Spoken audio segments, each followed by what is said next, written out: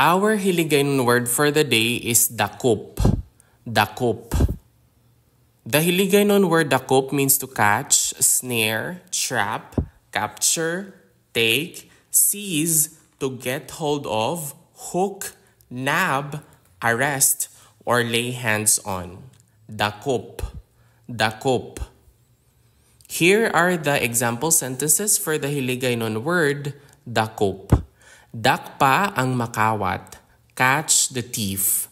Dakpa ang makawat. Dakpi ako sing pispis. Snare a bird for me.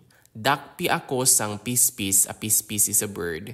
Idakop ako anay sang akon baboy nga nakabuhi sa tangkal.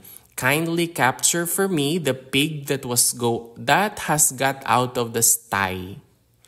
Idakop ako anay sang akon baboy nga nakabuhi sa tangkal.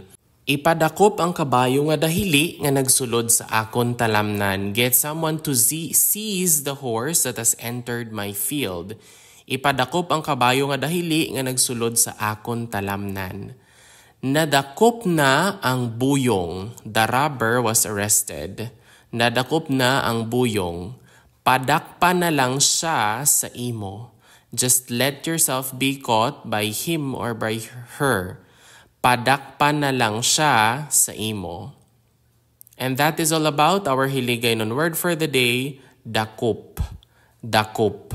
Madamo gid nga salamat. Thank you very much and see you in the next one. Bye!